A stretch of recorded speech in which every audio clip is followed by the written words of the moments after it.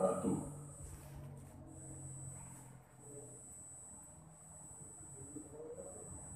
Alhamdulillahi rabbil alamin. Wassalatu wassalamu ala asyrafil anbiya'i wal mursalin wa ala alihi wa sahbihi ajma'in. Rabbi shrah li sadri wa yassir li amri wahlul 'uqdatam min lisani yafqahu qawli. Wala haula wala quwwata illa billahil aliyyil azim. Wala haula wala quwwata illa billahil aliyyil azim. Qala al-musannif rahimahullahu ta'ala, muka surat 24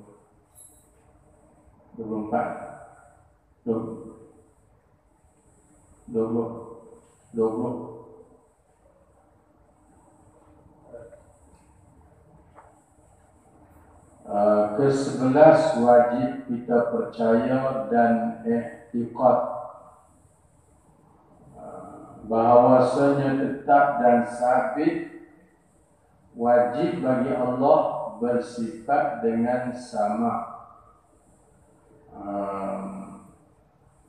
Seperti mana yang kita maklum, inilah cara kita mengenal Allah. Tak dapat tiada setiap orang yang sudah sampai balik umur dia, orang Islam yang sudah sampai balik umur dia dan juga sempurna akal dia, wajib setiap orang mengenal Allah. Jadi bagaimana jalan mengenal Allah? Bukan mengenal zat dia, diri dia, sebab Tuhan bukan benda. Kita mengenal Tuhan ialah mengenal tiap-tiap sifat dia. Ini maksud yang ke-11. Maksud yang ke-11, kata musannif rahimahullahu ta'ala, wajib kita percaya. Wajib kita percaya maknanya beriman. Percaya itu maknanya beriman. Artinya wajib kita beriman, dan i'tiqad maknanya mengaku penuh dalam hati, mengaku sungguh dalam hati bahawasanya tetap dan sabit wajib bagi Allah bersifat sama. Faham setakat dulu. Setiap orang yang mukallaf, dia mesti beriman, dia mesti percaya, dan dia wajib i'tiqad, berpegang teguh, mengaku penuh dalam hati bahawasanya Allah tetap dan sabit wajib bagi Allah bersifat dengan sama. Apa makna sama? Arti sama itu mendengar atau pendengar. Itu sifat Tuhan. Pendengar itu ialah sifat Tuhan. Sama itu makna dia pendengar. Kalau kita makhluk ni ialah anak telinga,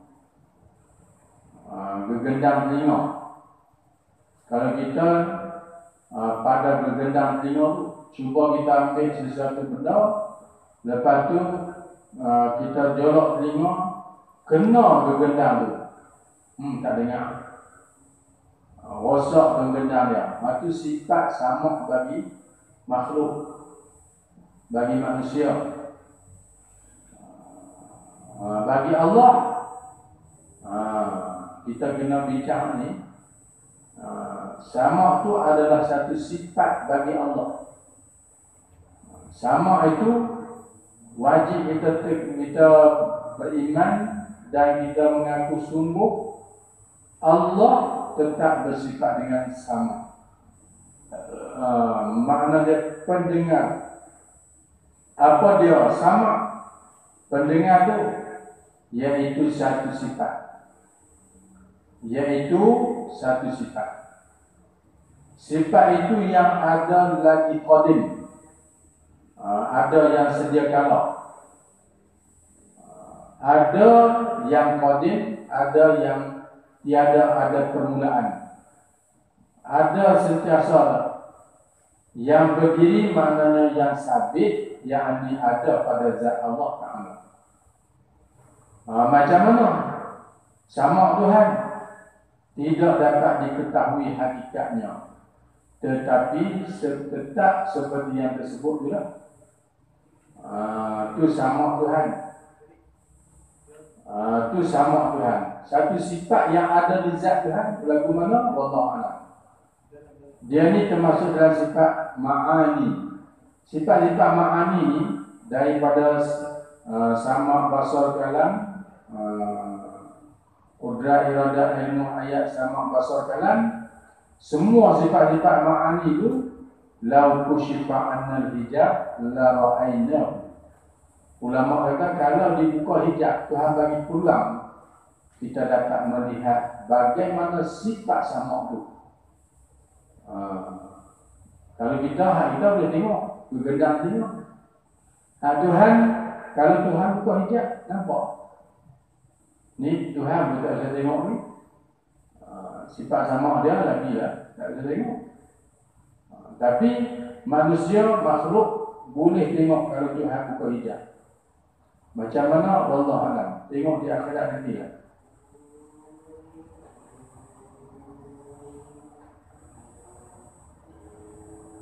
Tu kita orang yang beriman wajib etikot pegang macam tu. Tuhan bersifat dengan sama pendengar.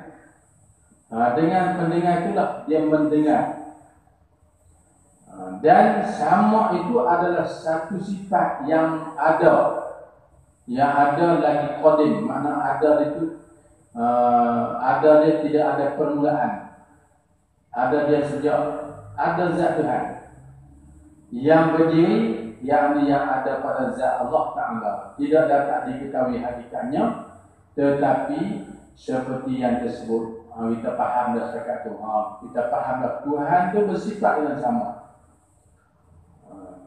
Dengan Allah Ta'ala bersifat dengan sifat itulah, maknanya dengan sifat sama itulah Allah mendengar. Dengan dia bersifat sama, maka dia mendengar. Apa fungsi, apa peranan sama, apa peranan sifat sama yang ada pada Allah? Ialah mendengar. Mendengar, yakni nyata baginya sekalian perkara yang ada. Semua perkara yang ada ataupun perkara itu mawujud, semua Tuhan dengar. Janji benda tu benda ada. Dia panggil sama takluk inkishaf. Nyata bagi dia semua perkara. Sama ada perkara yang ada itu qadim, sama ada perkara yang ada tu. Jadi sama Tuhan ni dia mendengar semua perkara. Semua perkara yang ada. Sama ada perkara yang ada itu qadim seperti zatnya, dia dengar zatnya. Wallahualam. Dia dengar zat dia dan sekalian sifat-sifatnya yang ma'ani, daripada kudrat, iradat, ilmu ayat sama basar kalam. Itu dia panggil takluk inkishaf. Dia dengar sifat dia. Dia dengar sifat dia. Macam kita, telinga kita dengar tentang diri kita. Kan? Tak ada masalah. Tuhan dia bersifat dengan sama. Sama dia tu mendengar zat dia. Dia dengar zat dia. Dengan dia bersifat sama tu, dia mendengar zat dia yang qadim. Dan sekalian sifat-sifat dia. Itu faham. Sifat-sifat dia yang ma'ani, sifat-sifat dia berkudrat iradat ilmu ayat sama basar tu, dia mendengar semua. Atau perkara yang ada itu baharu, dia dengar juga. Seperti sekalian alam ini. Seperti sekalian alam ini, Tuhan dengar semua alam ini. Semua alam ini Tuhan dengar. maka Allah Ta'ala dengar, yakni nyata bagi sekalian baginya pada qadim dan azali. Nyata bagi dia sejak di azali lagi. Dia nyata bagi dia dengar benda itu sejak azali lagi. Inilah yang kata Tuhan dengan sifat sama dia mendengar semua perkara. Inilah dikatakan ta'alluq sama tanjizi qadim. Inilah maksudnya mendengar semua perkara yang ada itu, mendengar nyata bagi dia, mendengar bagi semua yang qadim dan juga baru. Ini dia kata inilah dikatakan ta'alluq sama tanjizi qadim. Ini dia panggil sama ta'alluq tanjizi qadim. Dia dengar semua perkara tu sejak azali, sebelum ada apa-apa ni, atas muka bumi. Dia dengar sifat tu ada, dan sifat tu boleh dengar walaupun benda tu tak ada lagi, alam ni tak ada lagi masa tu. Tapi sifat sama tu ada dan berfungsi dah, boleh dengar semua. Itu sifat sama Tuhan. Dia panggil yang dia dengar sejak azali lagi, yang tu dia panggil sama ta'alluq tanjizi qadim. Dan sekiranya perkara yang ada itu baru, maka Allah Ta'ala dengar, yakni nyata baginya baru. Inilah dikatakan ta'alluq sama tanjizi hadis. Benda tu baru ada. Mana lepas daripada ni benda tu ada, lepas daripada azali benda tu ada. Benda tu ada waktu ada tu Tuhan dengar. Tu dia nama sama ta'alluq tanjizi hadis pula. Tadi tanjizi qadim sejak azali dia dengar. Lepas tu benda tu wujud, lo ni ada tu. Benda tu baru ada. Sebab tu nama baru. Benda tu baru ada. Maka dia dengar waktu ada hak lo ni. Itu dia panggil sama ta'alluq tanjizi hadis. Itu beza. Ta'alluq bagi sama. Ta'alluq sama ta'alluq tanjizi qadim dan sama ta'alluq tanjizi hadis. Maka tidak ada suatu perkara. Jadi kesimpulan dia, maka tidak ada satu perkara yang ada yang tidak didengar oleh Allah Ta'ala yang bersifat dengan sama ini. Tak ada satu benda pun yang ada Tuhan tak dengar perkara tu. Tak ada satu perkara pun, carilah apa benda pun yang tiada didengar oleh Allah Ta'ala yang bersifat dengan sama ini. Sama ada, dia dengar ni, sama ada perkara itu bersuara atau tiada bersuara. Tengok tadi, dengan dia bersifat sama, dia mendengar zat dia. Sama ada benda tu bersuara ataupun tak bersuara, dia dengar. Kalau kita suara mutu, suara mutu itu kita dengar, tapi zat diri mutu kita tak dengar. Tuhan dengan sifat sama dia dengar suara mutu dan dia dengar mutu tu sendiri. Itu kata sama ta'alluq ibisat dia. Makna nyata.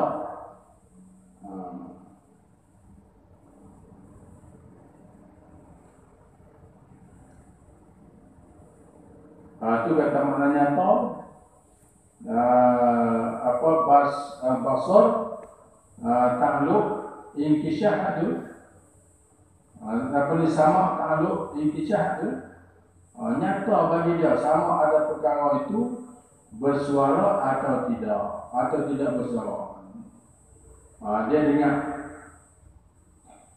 Dan wajib kita percaya apabila setakat itu Dan wajib kita percaya dan i'tiqad.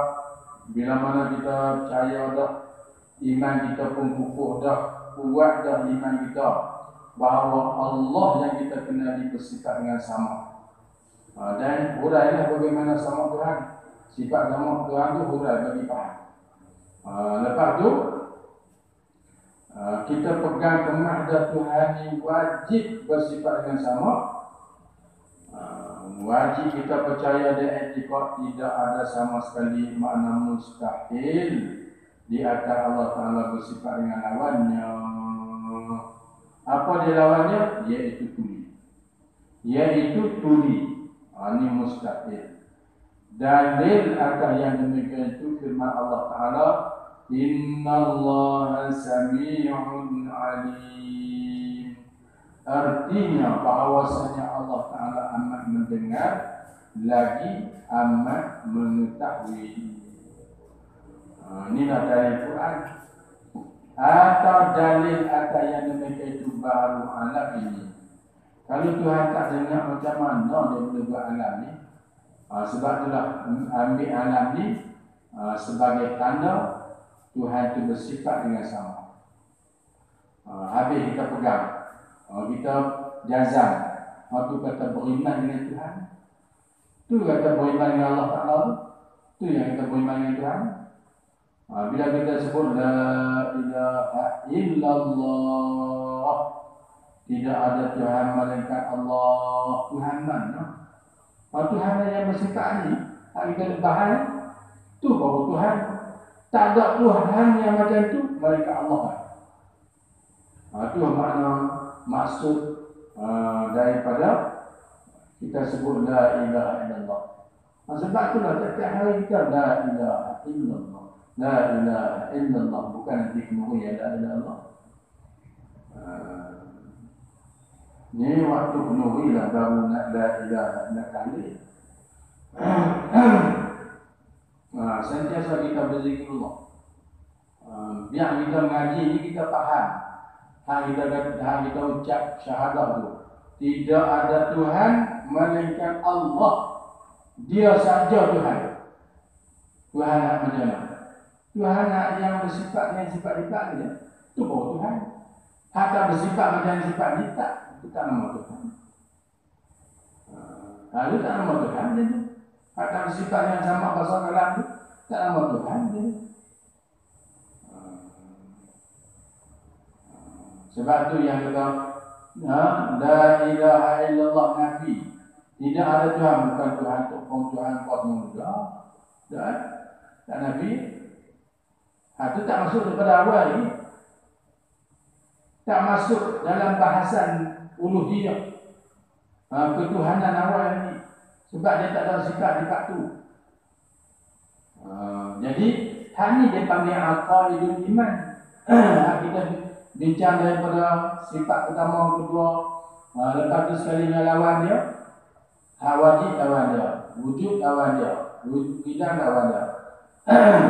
Semua tu baru campur semua 40. 20 dan 40 lah. Tu yang kata simpulan iman, aqaidul iman. Apa cuba hurai dia, cuba puisi dia 40. Bagi Allah Ta'ala 40. Cuba hurai dia. Cuba buka dia, cuba perlai dia. Lepas tu cerita yang kita perlai, yang kita puisi dia. Baru kemat iman kita. Baru kita nampak Tuhan tu Tuhan yang maha berkuasa. Barulah betul dengan kita kata Allah Ta'ala sahaja dialah Tuhan. Baru kita nampak Tuhan itu berkuasa. Barulah kita nampak Tuhan itu segala-galanya. Bila kita nampak Tuhan ni, kita pandang diri kita hamba. Naik dalam darjat. Masuk dalam besar.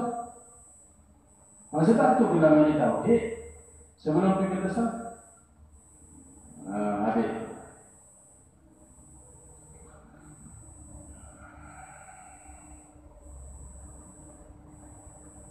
Kemudian sifat yang ke-12 habis dah tadi sama Masuk pula sifat yang ke-12, wajib kita percaya dan i'tiqad macam tu jugalah. Wajib kita percaya, mana wajib kita beriman dan i'tiqad, berpegang teguh dengan hati bahawasanya tetap dan sabit wajib bagi Allah Ta'ala bersifat dengan basar. Ini ayat ke-12. Tuhan bersifat dengan basar. Apa berarti basar? Melihat atau melihat. Kalau kita biji mata kita tak nama dia basar lagi. Tuhan tu dalam tu. Cuba pergi cucuk buta. Hak tu basar. Biji mata tu tak nama basar lagi. Dia alat basar. Alat melihat.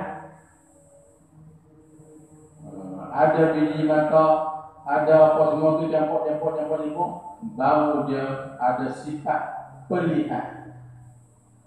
Bagi kita ni sifat pelihat kita tu duduk mana wallahualam. Tapi kalau mata tu cucuk dengan apa? Buta. Mana hilang sifat basar dia?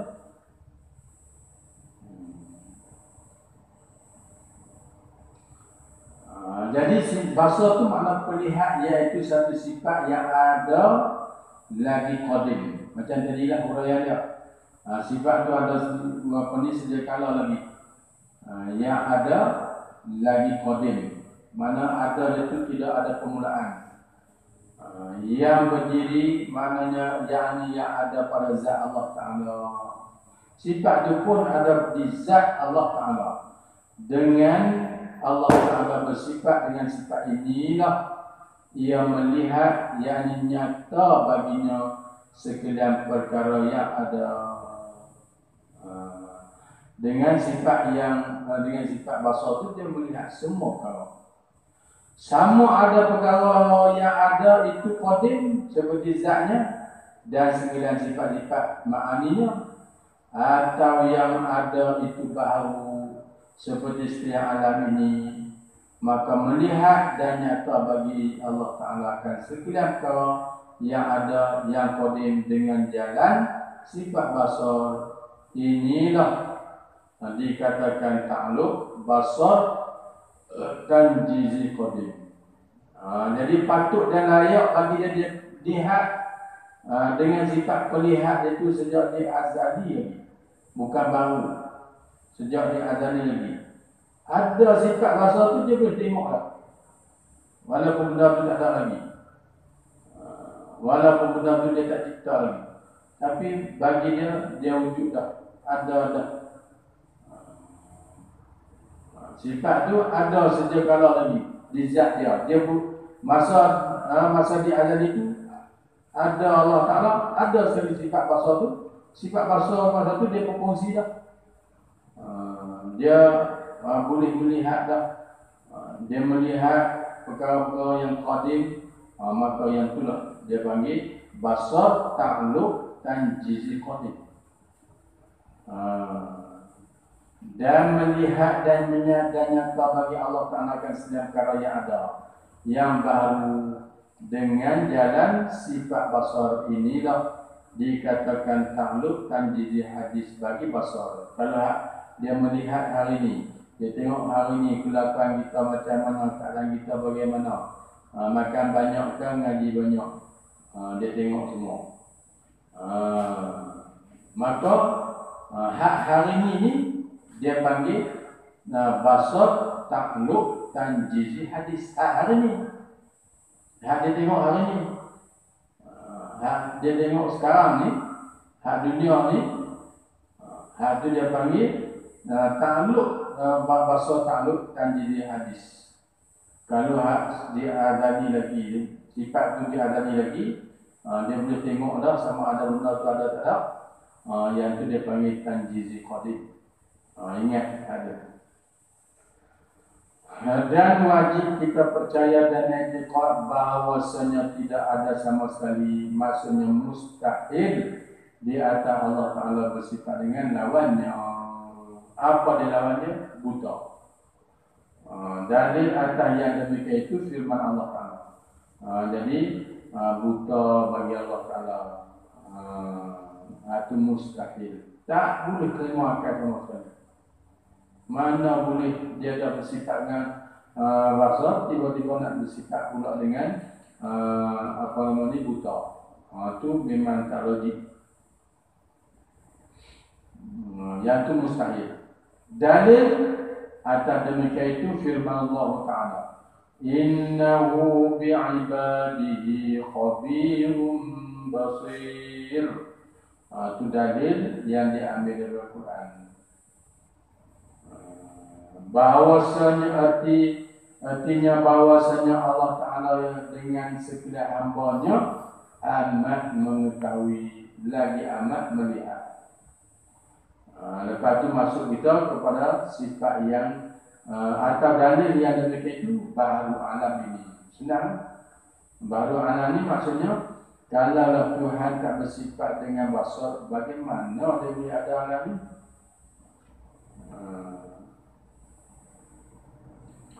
Kemudian masuk kita pula kepada sifat yang ke-13.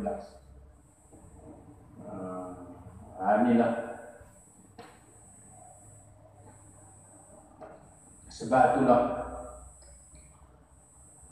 sifat yang ke-13 ni paling banyak, paling panjang bahasan dia.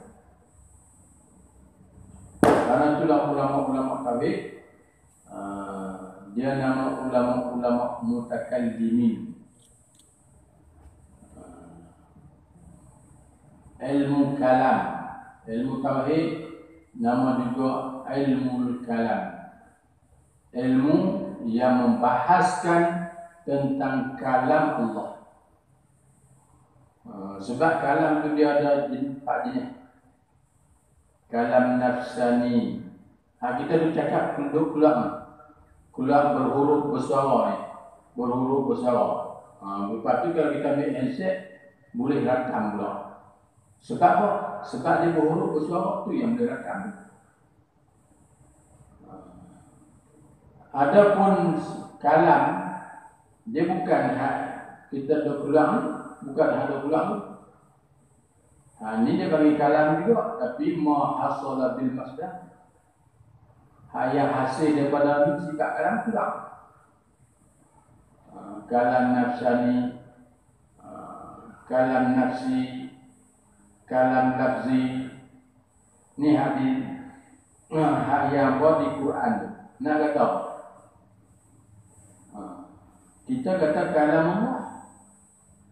Kalamun qadimul la yumallu sama'uhu. Kalam qadim la yumallu, tidak jemu, sama'uhu, mendengar akannya. Siapa dia dengar tak pernah berasa jemu, bahkan berasa sedap, berasa asyik. Tambah pula Quran itu dibaca oleh qari-qari, imam-imam yang terkenal yang hebat. Tak pernah jemu. Kalau jemu itu berat. Itu kalam juga. Ini kalam, itu dia panggil kalam lafzi. Dia berhuruf bersuara. Kita bincang pula lagi. Tu yang Allah Ta'ala bercakap dengan Nabi Musa. Nabi Musa balik daripada Madian. Dia menikah dengan anak Nabi Shu'aib. Bawa dah. Nak balik dah ke kampung. Dah lama tinggal kampung. Sejak Fir'aun halau Nabi Musa pun lari. Kerana apa? Kerana tentera Fir'aun yang begitu ramai nak bunuh dia. Lepas tu, bila berkahwin dengan Nabi Shu'aib, pendek ceritanya, lepas tu, dia nak balik dah ke kampung asal. Bila sampai tengah jalan tu, mari dengan hujan, bawa jamu. Hujan turun. Mati jamu. Dia kata, ini, sesungguhnya aku melihat api. Ini Arafi surah Taha. La'alli atikum minha biqabasin aw ajidu 'alan nari huda. Duduk sini. Aku nak pergi tengok api.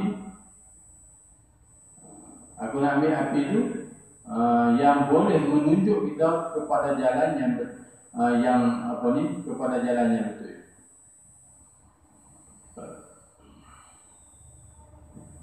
Itu kalam juga.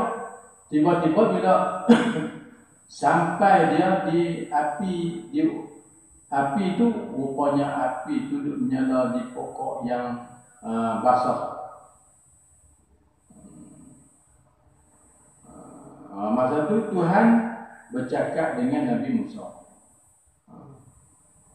Macam mana Tuhan bercakap dengan Nabi Musa? Tuhan bercakap dengan Nabi Musa macam mana? Tak berhuruf dan tak bersuara, tapi Nabi Musa faham. Itu kalam Allah. Karena itulah Nabi Musa digelar dengan kalamullah. Musa kalimullah. Musa Nabi yang bercakap dengan Allah Ta'ala. Macam mana? Wa ma tilka biyaminika ya Musa. Apa di tangan kamu ya Musa? Dia kata, Tuhan tanya sepatah, dia jawab banyak. Sebab apa? Sedapnya bermunajat dengan Allah Ta'ala. Ya asaya atawakka'u 'alaiha wa ahussu biha 'ala ghanami wa liya fiha ma'aribun ukhra. Inilah tungkat yang aku buat cekor barang ni. Dan juga tungkat ni lah aku buat kait daun kayu bagi makan binatang. Tuhan tanya, apa di tangan kamu tu? Dia cakap, jawab panjang. Sebab apa? Sedapnya bermunajat dengan Allah Ta'ala. Tuhan cakap dengan Nabi Musa, maka hak tu kalam juga, tapi tak berhuruf dan bersuara. Kalau dia berhuruf bersuara, bau sama dia dengan manusia. Bau sama dia dengan makhluk. Kalau sama dengan makhluk, bukan Tuhan. Sebab itulah kalam Allah tu selalu pelik. Dia tak berhuruf dan tak bersuara. Sebab apa? Dia Tuhan. Tu selalu tanya dia Tuhan. Kalau kalam dia pun sama dengan makhluk, betul saja jadi Tuhan. Berhuruf, bersuara. Kalam kita ni, cakapan kita ni. Banyaklah bahasan tentang kalam. Kalamuna lafzun mufidun kastaqim wasmun wafi' summa harfunil kalim wahiduhu kalimatun wal qawlu an wa kalimatun biha kalamu qad yu'am. Itu pun kalam juga. Kalamuna, kalam kita, lafzun mufidun, lafaz yang memberi faham. Cakapan kita ni ialah lafaz yang memberi faham. Kastaqim, seperti mana kamu kata istaqim, berdiri tetap situ, duduk diam-diam situ. Istaqim, itu kalam juga. Kalam kita tu yang berhuruf dan bersuara, dia mesti lafaz. Al-kalamu wal lafzu murakabu mufidu bil wad'i. Kalam ialah lafaz yang bersusun. Ambil Zaid, lepas tu susun pula qaimun, Zaid yang berdiri. Dua daripada dua kali dua kalimah ataupun lebih. Itu nama dia kalam. Itu kalam juga. Banyak bahasan kalam. Yang kita nak bahas apa dia? Yang kita nak faham dia, kalamullah. Allah bersifat dengan kalam. Apa makna kalam? Berkata. Sifat berkata ada pada Allah. Dengan sifat itulah dia berkata-kata. Tiba-tiba kita terkata kalam makna berkata-kata. Dengan dia bersifat berkata-kata tu dia berkata-kata. Berapa kali kata? Kata tak berhenti. Kalau kita cakap pun ada masa kita berhenti, kan? Tuhan pun dia cakap dengan Nabi Musa, lepas tu berhenti. Kalau kalam makna berkata-kata, makna tak berhenti-henti. Tuhan bersifat dengan kalam. Kalam makna apa? Berkata-kata. Tuhan berkata-kata sepanjang masa. Tak berhenti-henti. Sebab tu kalam tu bukan makna berkata-kata.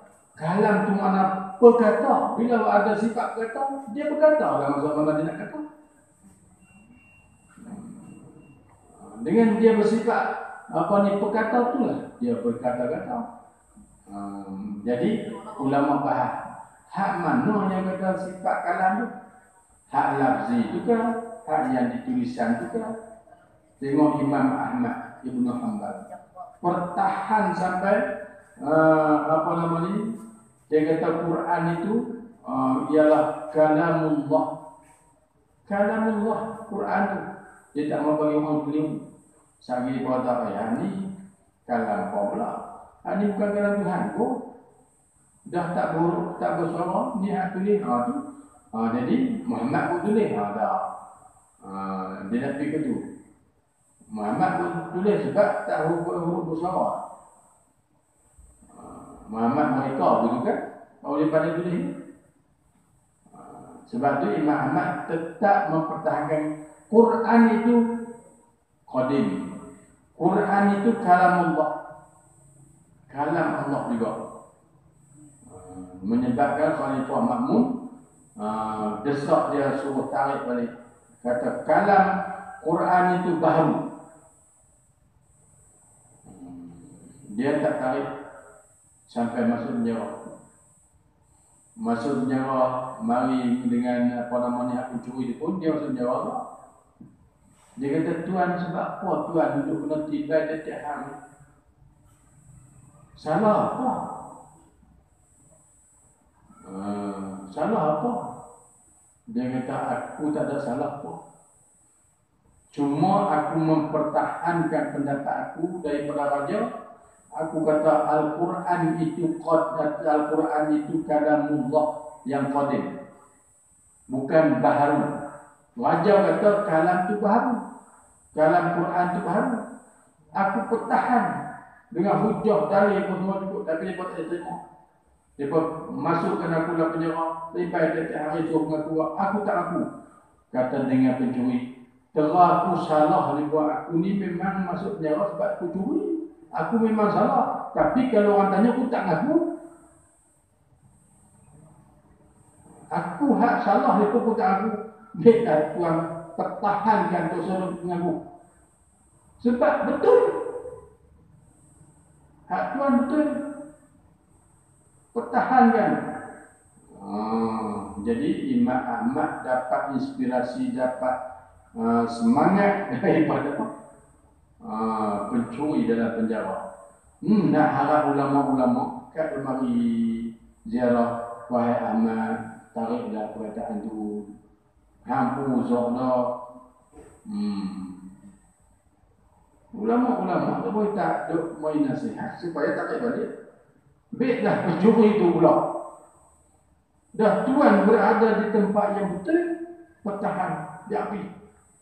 Terus saya ni hak salah pun saya pertahan. Orang tanya tak ngaku.